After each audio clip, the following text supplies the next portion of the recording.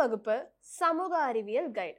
பாடத்தினை புரிந்து கொள்ள உரையாடல் வடிவில் ஸ்டடி மெட்டீரியல். விடைகளை ஞாபகம் வைத்துக் கொள்ள மெமரி டிப்ஸுடன் கூடிய பிராக்டிஸ் மேனுவல். தேர்வுக்கு இதிலிருந்து தான் கேள்விகள் வரும். 10ஆம் வகுப்பு படிக்கும் உங்கள் பிள்ளைகளுக்கு வாங்கி கொடுங்கள் புரந்தூர் புக்ஸ் அண்ட் கைட்ஸ்.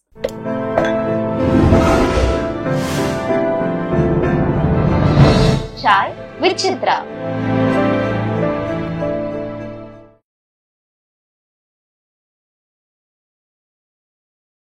நீங்கள் நடித்த படங்களில் உங்களுக்கு ரொம்ப மன நிறைவை தந்த படம்னு எதை சொல்லலாம்? 7ஆம் அறிவு ஒன்று. அது வந்து பெரிய ரோலு. நண்பனில் கூட ரொம்ப இன்ட்ரெஸ்டிங்காக இருந்தது. ஏன்னா ஜீவாவோட படத்துக்கு அவங்க அப்பாவுக்கு ரொம்ப பிடிக்கும் என்னோடய வாய்ஸு. சௌத்ரிக்கா? ஆமாம், ரொம்ப பிடிக்கும். அதனால் நிறைய அவளோட ட்ரெய்லர்ஸ்க்கெல்லாம் நான் பேசியிருக்கேன். ஸோ ஜீவா பார்த்த உடனே கேட்டார், சார் எப்படி சார் இருக்கீங்க அப்படின்னு கேட்டார். So I felt very easy. Attachment ரொம்ப ஈஸியாக இருந்தது. ஒன்றும் அது ஒரு பெரிய இதுவாகவே தெரியல.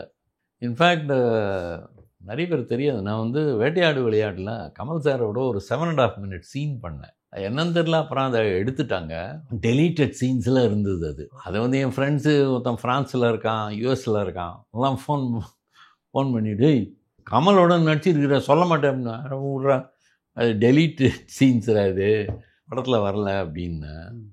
ரொம்ப நல்லா பண்ணியிருக்கடா அப்படின்னாங்க. ஆனால் கமல் சார் அன்றைக்கி நடிக்கும்போது சொன்னார், இந்த மாதிரி நான் கேள்விப்பட்டேன் நீங்கள் கல்கட்டாவிலேருந்து வந்திருக்கீங்கன்னா ஏதாவது பெங்காலி ஸ்டேஜ் அப்படின்னாரு. அதெல்லாம் ஒன்றும் இல்லை சார், நான் சாதாரண பெங்காலியில் படிச்சிருக்கேன், அவ்வளோதான். ஸ்டேஜெல்லாம் ஒன்றும் நடித்ததில்லை. ஆனால் பெங்காலி ஸ்டேஜ் ட்ராமாஸ் நிறைய பார்த்துருக்கேன். இல்லை ரொம்ப நேச்சுரலாக நீங்கள் பண்ணுறீங்க அப்படின்னு. சார் இது என்ன சார் எக்ஸ்பிளைன் பண்ண? அவர் சொன்னார், உங்கள் கண்ணு ரொம்ப நல்லா இருக்குன்னார். சார் என்ன சார் என் கண்ணை பற்றி சொல்கிறீங்க? நீங்கள் கண்ணுக்கு பிஸ்தாவே நீங்கள் தான். உங்கள் கண் வந்து க்ளோஸ்அப்போ மிட் ஷாட்லாம் இருந்தால் கூட அப்படி ஒரு கண்ணு நீங்கள் வச்சு ஏன் கண்ணை பற்றி சொல்கிறீங்க அப்படின்னு. இல்லை ரொம்ப நல்லா இருக்குது, நல்லா பர்ஃபார்ம் பண்ணுறீங்க. Thank you very much sir. இப்போ மார்கன் ஒருத்தர் அன்றைக்கி அவர் தான் வந்திருந்தார், இவர் வரல, கௌதம் மேனன் வரல இன்றைக்கி. I think it was not well or I don't know. So அந்த சீனுக்கே பெருசாக டைலாக் ஒன்றும் இல்லை சார், அதனால் நீங்களே எதாவது சொல்லுங்களேன், நீங்கள் தான் நிறைய ஆடுகள்லாம் எழுதுறீங்கன்னு சொல்லி அதுக்கு அந்த டைலாக் நான் எழுதி கொடுத்தேன். அதாவது இவர் என்னை ஜெயிலில் வந்து அரெஸ்ட் பண்ணி வச்சுருப்பாங்க. அதுக்கு முந்தின சீனில் இவர் ஒரு போலீஸ்கார்ட்ட சொல்லுவார், அந்த தாடி வச்சுருந்த சென்ட்ரல் மினிஸ்டர் அவர் அரெஸ்ட் பண்ண நான் ஜெயிலில் வந்து பார்க்குறேன்னு. அந்த போலீஸ்காரன், சார் அவர் சென்ட்ரல் மினிஸ்டர் சார், அரெஸ்ட் பண்ணியா அப்படிம்பார். ஸோ அந்த கதவை திறந்து உள்ளே வருவார். போகிறோமா நான் சொன்னேன், சரி ரைட், என்னை பொறுத்த வரைக்கும் I am a big man. He thinks he is big because he is a straightforward, honest police officer. அவ்வளோதான். கதவை அப்படி டமால்னு திறப்பாங்க. திறந்தோன்னு, என்ன ராகவன் அங்கே உட்காருங்க, ரொம்ப கோபமாக இருக்கீங்களா? சாருக்கு வந்து பியர், சாரி ஜூஸ் எதனா வாங்கி கொடுப்பா, ரொம்ப நல்லவர் அப்படி. இப்படி தான் அந்த டைலாகே ஆரம்பிப்பேன்.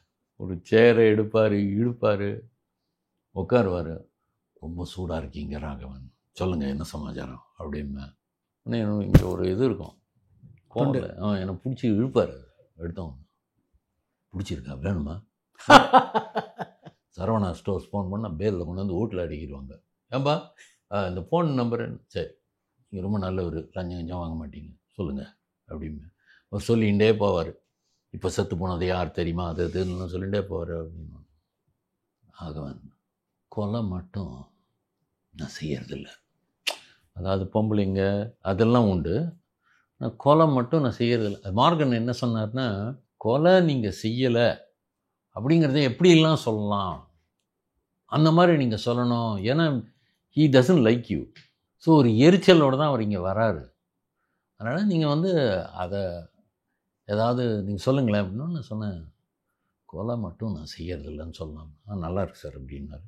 ஸோ அவர் பேசிக்கிட்டே போவார், ராகவன் கொலை மட்டும் நான் செய்யறதில்ல, இது வேறு யாரோ, நீங்கள் வேறு யாரையும் போய் பாடுங்க. ஓகே, கதவை திறந்து கொடுப்பா, சார் பிஸியாக இருக்கார், வெளில போகணும் அப்படின்னு. அவர் சொன்னார், இந்த கோபம் வரத்துக்கு ஏதாவது, எனக்கும் தெரியும் அவருக்கு என்ன, ஹேட்ஸ் மீன்னு எனக்கு தெரியும். பட் எனக்கு என்னென்னா, you are a straight forward guy, that's all. So keep that to your self. இந்த ஃபீல் வரணும் அப்படின்னு சொன்னார். ஆக்சுவலாக ரொம்ப நல்லா வந்திருந்தது. பட் ஏதோ ஒரு காரணத்தினால அது. இன்ஃபேக்ட் மார்கன் சொன்னார், சீன் வந்து சார் 3 மணிக்கு வந்துடுவார், எப்படியும் ஒரு 7 o'clock 8 o'clock ஆகிடும் சார். எவ்வளோ நேரம் ஆனாலும் சரி அப்படின்னா 3 மணிக்கு ஆரம்பித்தோம், 3:50க்கு முடிச்சிட்டோம். அப்போ தான் சொன்னார், நல்லா பர்ஃபார்ம் பண்ணுறீங்க, ரொம்ப நேச்சுரலாக பண்ணுறீங்க. ரஜினியோட அது மாதிரி நடிக்கக்கூடிய வாய்ப்பு எப்போ தான் அமைஞ்சதா? இல்லை, எனக்கு ரோபாட்டில் கூப்பிட்டாங்க. I am very particular about my remuneration. அதனால் I told them unless you pay this much I will not come அப்படின்னு. சார் சூப்பர் ஸ்டார் பக்கத்தில் நிற்க போகிறீங்க அப்படின்னு. எனக்கு என்ன பிரயோஜனம்? எப்படியும் யாரும் என்னை பார்க்க போகிறதில்ல, எல்லோரும் சூப்பர் ஸ்டார்ஸ் தான் பார்க்க போகிறாங்க.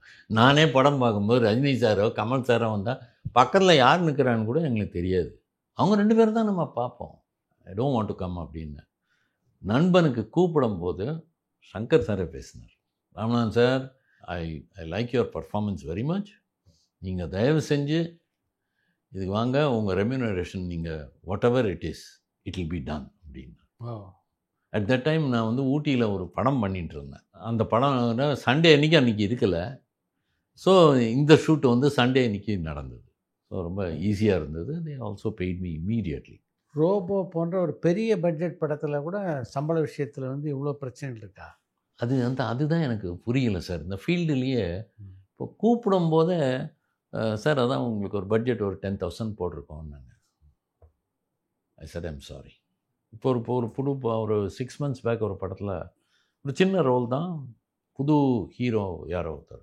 They gave me what ever I ask for meaning I charge minimum 50K per day or 40K per day or 30K per day. Less than 30K I don't do any acting assignments. I don't do. அப்போ சொன்னேன், இந்த மாதிரி சொன்னேன், okay sir அப்படின்ட்டாங்க. சின்ன பசங்க யாரும். அந்த வேலைக்கோ வேலை செய்கிறவங்களுக்கு ஒரு உரிய மரியாதை கிடைக்கல அப்படிங்கிறது என்னோட ஒரு ஆக்சுவல் ஒப்பீனியன். விளம்பர படங்களில் பல முக்கியமான இயக்குநர்களோட நீங்கள் பணியாற்றிருக்கீங்க. இதில் யாரோட பணியாற்றியதெல்லாம் உங்களால் மறக்க முடியாது? பிரதாப் போத்தனை எப்படி தெரியும்னா, அவர் சிவாஜி சார் வீட்டில் நிறைய வாட்டி பார்த்துருக்கேன். ஆமாம். ஸோ MRF டயர்ஸ்னு சொல்லி அதுக்கு அவர் தான் பண்ணார். MRF டயர்ஸ் ஆடில் நான் நடிச்சிருந்தேன். ஐம் த மெயின் கை இந்த இதில். இப்போ சொன்னேன், Ram, I have told you our coordinator will contact, so please come and do that அப்படின்னு சொல்லி 4 நாள் சார். இங்கே நம்ம போர்ட்டில் தான், மெட்ராஸ் போர்ட்டில் தான் அந்த ஷூட்டிங்கு. அப்புறம் பெசன் நகரில் அந்த ஒரு மெயின் ரோடு இருக்கும், அதில் வந்து ஷூட்டிங்கு. ஆடு எடுக்கும் போது எனக்கு ஒன்றுமே தெரியல. ரவிகே சந்திரன் அஃப்கோர்ஸ் சாபு சீரியல் பிரதாப் போத்தன் தெரிஞ்சதுனால, ராம் நீங்கள் போய் அவங்களோடலாம் சாப்பிட வேணாம், எங்களோட கேரவனில் வந்து சாப்பிடுங்கன்னு சொல்லி he introduce me to Ravi K Chandran. In fact Ravi K Chandran அப்போ என்னோடய பர்ஃபார்மன்ஸை பார்த்து, do you know something Ram, the way you perform, we like you so much, you know what we are calling you அப்படின்னா. என்ன சார் சொல்லுங்கள் அப்படி, தென்னாட்டு அமிதாப் அப்படின்னு. சார் என்ன சார் விளாட்றீங்க, காலை வந்து கூட இழுத்துருங்க, இதெல்லாம் நான் நம்பவே மாட்டேன். நிஜமாவே நானும் சாபு கிட்ட பேசிகிட்டு இருந்தேன், இந்த இடத்துலேருந்து இந்த இடம் வரைக்கும் அப்படியே நீங்கள் அமிதாப் மாதிரியே இருக்கீங்க. கொஞ்சம் உண்மைதான். ஸோ அந்த உடனே க்ளோஸ்அப் ஷார்ட்ஸு, அவங்க ஸ்டில்ஸ் எல்லாம் எடுத்து அதை காமிச்சாங்க. அப்போ தான் எனக்கே தெரிய வந்தது என்னென்னா, at that time I'm talking about almost 20 years back. 7ஆம் அறிவில் அவர் தான் ரவிகே சந்திரன் தான். வெளில ஒரு 20 பேர் உட்காந்துருந்தோம், என்ன கூப்பிட்டு இருந்தாங்க கோஆர்டினேட்டர் மூலமாக. இப்போ ஃபஸ்ட்டு என்னை கூப்பிட்டாங்க. உள்ளே போன உடனே சார் உட்காந்துருந்தார். என்ன ராமனா, ரொம்ப நாளாக, ரொம்ப வருஷம் ஆச்சு உங்களை பார்த்து, எப்படி இருக்கீங்க அப்படின்னா. சொல்லுங்கள் சார், நல்லா இருக்கீங்களா சார் தான் சொன்னார் அப்படின்னோடனே திரும்பி பார்த்தா Ravi K Chandran. Sir how are you sir அப்படின்னு. I only told them don't look at all those guys who are sitting outside, just take Ramanathan, he'll do a fantastic job. So அவர் மூலமாக சொல்லி, ப்ளஸ் இவரும் எனக்கு தெரியும், டைரக்ட்லியும் நல்லா தெரியும். அது ஒரு பெரிய வாய்ப்பு எனக்கு 7ஆம் அறிவியல் கிடைச்சது வந்து ரொம்ப பெரிய ஒரு இது. எல்லாருமே என்னை பார்த்தா கூட செல்ஃபி எடுக்கணும் அது இதுன்னா 7ஆம் அறிவு டாக்டர்னு தான் சொல்கிறாங்க. அந்த ஒரு படம் வந்து it has taken me somewhere. But when I don't go and see anybody, sir. People call me, they know what I have done. I have done about 175 ads நடிச்சிருக்கேன், 120 கார்ப்பரேட் ஃபிலிம்ஸில் நடிச்சிருக்கேன். அதாவது டொயோட்டா ETOs, லிவா, அப்புறம் ஹியாண்டே, அப்புறம் டாடா இண்டிகா, எல்லாத்துலேயும் கார்ஸ்லேயும் நடிச்சிருக்கேன். But I am very happy doing voice overs, I am very happy doing scripts. Somebody calls, then I don't go and see anybody. அது கூட யாரோ ஒருத்தர் கேட்டார், என்ன சார் நீங்கள் எல்லாம் பெரிய ஆள் அப்படின்னு. பெரிய ஆள் சின்ன ஆளே கிடையாது சார். இந்த மாதிரி படத்தில் நடிச்சிருக்கேன், எதாவது கேட்டிங்கன்னா நான் உங்களுக்கு சீன்ஸ் அனுப்ப போகிறேன், என் வாய்ஸ் சாம்பிள்ஸ் அனுப்ப. இன்றைக்கி கூட ஒரு லாஸ்ட் வீக் ஒரு இது பண்ணேன், ஆடு பண்ணேன், கார்ப்பரேட் ஃபிலிம். வாய்ஸ் சாம்பிளை கேட்டாங்க. Just because I have done 5000 ads. ஒரு புது கிளைண்ட் வாய்ஸ் ஓவர் கேட்கும்போது, சார் நிறைய ஆட் பண்ணியிருக்கேன்லாம் சொல்ல மாட்டேன், ஏன்னா அவங்களுக்கு என் வாய்ஸு தெரியாது. ஸோ அது மாதிரி வாய்ஸ் ஐஐடி மெட்ராஸ் அதுக்கு நிறைய வாய்ஸ் ஓவர் பண்ணியிருக்கேன், ரெகுலராக பண்ணிட்டுருக்கேன். அதனால் அந்த சாம்பிள்ஸ் எல்லாம் அனுப்புவேன். ஓ சார் நீங்களா அப்படின்னு சொல்லுவாங்க. What I have learnt is I have learnt to go with the flow. விளம்பர படங்களில் நடிக்கிறதுக்கும் திரைப்படங்கள் நடிக்கிறதுக்கும் என்ன மாதிரியான வித்தியாசம்? எனக்கு வந்து ஒரு பெரிய வித்தியாசம்னு எதுவும் தெரியல சார். அங்கே we know exactly what to do. You have more time to perform. படத்தில் இருக்குது. ஆட் ஃபிலிம்ஸில் நான் பெருமைக்காக சொல்ல ஒரு 3-4 டைரக்டர்ஸ் இருக்காங்க. They call me one take Ramanathan. So போனவுடனே அது என்னன்னு கரெக்டாக எனக்கு தெரிஞ்சிடும். தெரிஞ்சால் அப்படியே பர்ஃபார்ம் பண்ணுவாங்க, அவ்வளோதான். அதை பார்த்து தானே சிவாஜி பாவே சொன்னார், நல்லா பர்ஃபார்ம் பண்ணியிருக்கேன்னாரு. நீங்கள் யார் மாதிரி இருக்கீங்க அப்படின்னு ரவி கே சந்திரன் சொன்னாரோ அந்த அமிதாப்பை சந்திச்சிங்களா? சந்திக்கிறேன். நம்மெல்லாம் ஒரு கடுகு சார். இந்தி படத்தில் அவரோட சன்னோட நடித்தேன், மணிரத்னம் சாரோட படத்தில், குருன்னு ஒரு படத்தில் நடித்தேன். 3 days. அது அங்கே போனப்புறம் தான் எனக்கு தெரிஞ்சது ராஜீவ் மேனன் தான் கேமராமேன்னு சொல்லி. அப்புறம் ராஜீவ் மேனன் தனியாக இன்ட்ரடியூஸ் பண்ணி விட்டார். Ram, I don't want you to sit with others, you come with us அப்படின்னு சொல்லி கேரவானில் கொண்டு போய் நான், மணிரத்னம் சார், அவர் 3 பேரும். அவர் சொன்னார் நிறைய, he has done lot of voice overs, very natural actor, I know him for a long time அப்படின்னாரு. ஸோ அந்த மாதிரி ஏதோ சான்ஸ் கிடச்சிது. அதில் ஒரு இது என்னாச்சுன்னா, எனக்கு நான் முதலே மணிரத்னம் சாரை பார்க்கும்போதே சொன்னேன், சார் எனக்கு ஒரு 5-6 நாள் முன்னாடி தெரியணும், ஒரு ஷூட்டுன்னு ஒரு 6 days முன்னாடியே தெரியணும். There are 2-3 reasons. I'm a voice-over artist, I'm a dubbing artist, I'm a model and an actor. I also write a lot of scripts. So நான் ஒரு கமிட்மெண்ட் பண்ணிட்டேன்னா அதுலேருந்து வெளில வருவேன். யாராக இருந்தாலும் சரி, நான் அதுலேருந்து வரமாட்டேன் அப்படிங்கிற மாதிரி I hate explain to him. But என்னன்னு தெரியல, அது ஆல்மோஸ்ட் என்னோடய ரோல் ஒரு கிட்டத்தட்ட 15-20 days இருந்தது. அப்படியா?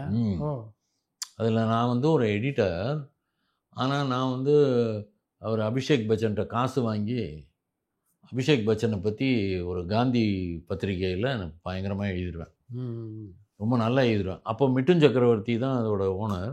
அவர் ஊருக்கு போயிருப்பார். ஸோ அவர் கற்றுன்னு கற்றுவார். இன்ஃபேக்ட் மிட்டுன் சக்கரவர்த்தி அன்றைக்கி இருக்கும்போது யார்கிட்டையோ பெங்காலியில் பேசினேன். அவர் எத்தோ சுந்தர் பங்காளித்தை கொத்த பழிச்சேனா அப்படி அப்படின்னு அவரே கேட்டார், நீங்கள் பெங்காலியான்னு கேட்டார். இல்லை பெங்காலி, தமிழ் அப்படின்னு. ரொம்ப சுத்தமாக இருக்கும் உங்கள் பெங்காலின்னு. இல்லை நான் பெங்காலி மீடியமில் தான் ஃபஸ்ட்டே படிச்சிருக்கேன். இன்றைக்கி கூட இப்போ என்னோடய கேல்குலேஷன்ஸ் பெங்காலியில் தான் வரும். ஆமாம், தமிழில் இதெல்லாம் இங்கிலீஷ்லலாம் வரவே வராது. 8 into 15 அப்படின்னு கேட்டால் மென்டலாக வாய்ஸ் வருது பெங்காலி தான். ஆட் பண்ணிடுறவங்க ஆக்ஷோ கூடி அப்படின்னு தான் எனக்கு வரும். ஸ்கூலில் படித்தது. ஆமாம், ஏன்னா first phase up to 5th standard Bengali medium. History, geography, science, mathematics எல்லாமே பெங்காலியில். நான் சென்னைக்கு வரும்போது 10 வருஷம் கழித்து 10 வயசில் இங்கே வரும்போது எனக்கு இங்கிலீஷே தெரியாது. ஸ்கூல் ஃப்ரெண்ட்ஸ்லாம் அதனாலலாம் அவங்கெல்லாம் சொல்ல. இப்போ கூட ஒரு கெட் டுகெதர் 2 வருஷம் முன்னாடி நடந்தது. 2-3 ஃப்ரெண்ட்ஸு கேட்டாங்க, ஏய் உனக்கு ஒரு இங்கிலீஷும் தெரியாது, ஒன்றும் தெரியாது, ஸ்கூல் வரும்போது இப்போ என்னமோ பெருசாக பிடுங்குற அப்படி. ஏன்னா ஸ்கூல்லேருந்து படித்தது, அதனால் அப்படியே சொல்லுவாங்க. அந்த மாதிரி என்னை பொறுத்த வரைக்கும் அதுவும் பாபாலாம் கற்றுக் கொடுத்தாங்க தான் எனக்கு. I know that I am not very intelligent person. I am a sensible person, I think I would call my self. வேறு என்னென்ன லாங்குவேஜில் நடிச்சிருக்கீங்க? கன்னடத்தில் நடிச்சிருக்கேன், ஒரே ஒரு படம் மலையாளத்தில் நடிச்சிருக்கேன், அவ்வளோதான். அந்த 2 படமும் நான் பார்த்ததில்லை. தமிழ்லேயும் நடித்ததில் எதுவுமே பார்த்ததில்லை. 36 படம் நடிச்சிருக்கேன். 7ஆம் அறிவாக அவர் ஃபோன் பண்ணி கத்தினார் துப்பாக்கி ஷூட்டிங் போது, ராமநாதன் பார்த்தீங்களா படத்தை அப்படின்னாரு. பார்க்கல சார்ன்னு. நேரம் நான் இது அநியாயமாக இருக்குது.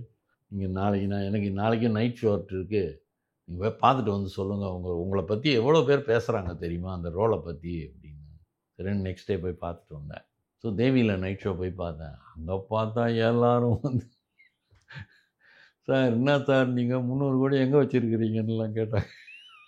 நெக்ஸ்ட் டே ஃபோன் பண்ணார், 2:45 நைட் ஃபோன் பண்ணார். நான் பார்த்தீங்களான்னாரு. ஆமாம் பார்த்தேன் சார், ரொம்ப நன்றி சார் நீங்கள் எனக்கு இந்த ரோலை கொடுத்ததுக்கு அப்படின்னு. இப்போதுள்ள டப்பிங் ஆர்டிஸ்ட்டுகளுக்கு உங்களுடைய டிப்ஸ் என்ன? ஒன்றும் இல்லை சார், மெயினாக இது எப்படி எனக்கு சொல்கிறதுன்னு தெரில. நானும் பெருசாக ஒரு ஃபார்மலாக எங்கேயுமே எதுவும் கற்றுக்கலை.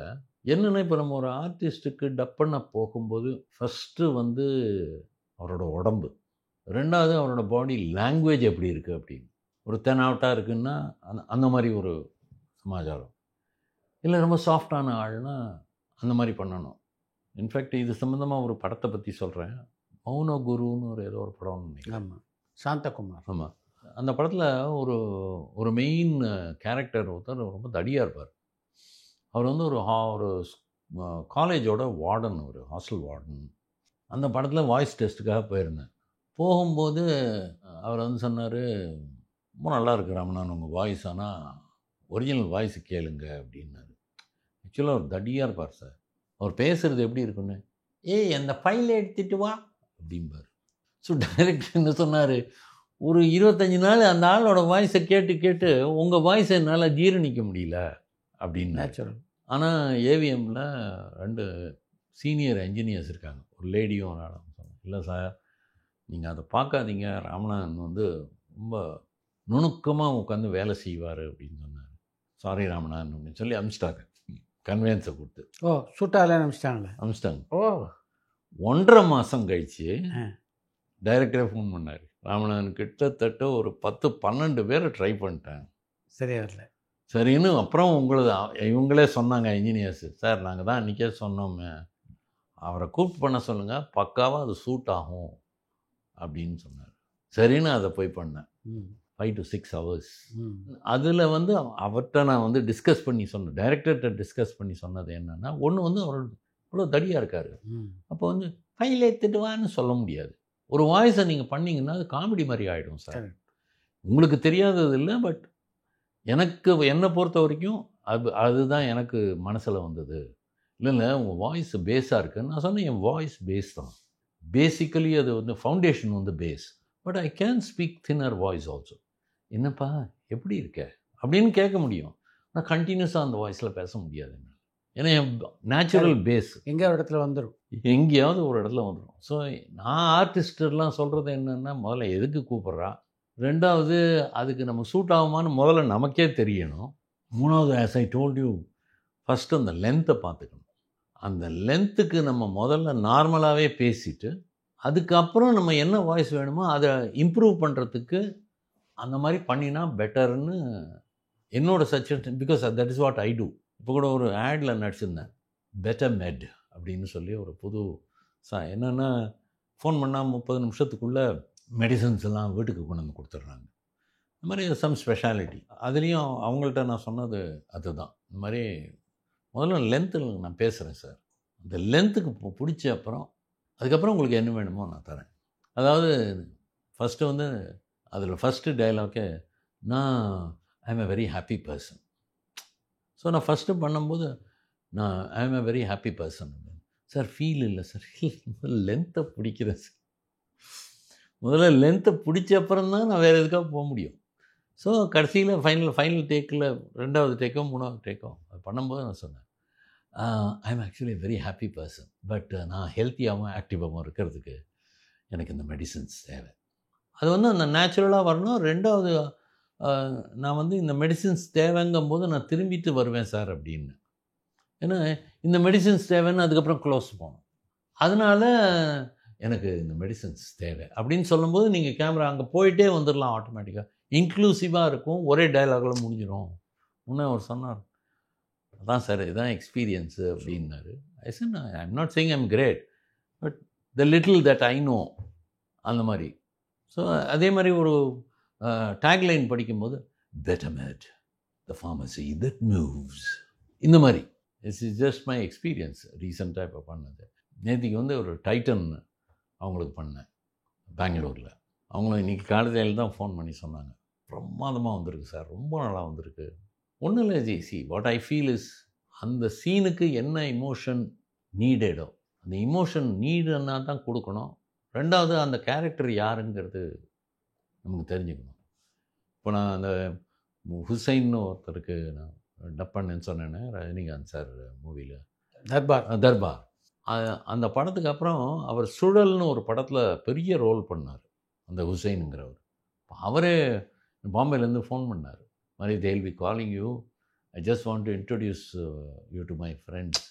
I will tell you why I am introducing, because these people, they saw the movie, they asked me, how did you learn Tamil so well? Which means my friends feel that your As if I voice have is spoken. like my voice. They feel that I have done it when I have not done it. So I just wanted to thank you, and I also want to introduce you to my friends ன்னு சொல்லி introduce பண்ணி விட்டார். ஹிந்தி நல்லா தெரிஞ்சதுனால எனக்கு ஒன்றும் பிரச்சனையே இல்லை. ना भाई साहब आप एकदम बढ़िया किए हुए हैं, हमारे भाई साहब जैसे. मैं बोला देखिए मुझे तमिल मालूम है और उनका बॉडी मुझे मालूम है, तो जैसे उनका वॉइस है वैसे ही मैंने किया है. அதில் ஒரு ஹெல்ப்லெஸ்னஸில் அவர் கடைசியில் சொல்லுவார், how do I tell this to you that you are going to die within 2 hours where your father is going to be alive after 5 hours. அந்த மாதிரி ஒரு that is my advice to people. And இப்போது ஒரு நான் ஜாஸ்தி படம்லாம் பார்க்க மாட்டேன் சார். ஆனால் நான் என்ன பார்க்குறேன்னா இந்த நேச்சுரல் டோன் வந்து போயிருக்குன்னு எனக்கு தோன்றுறது.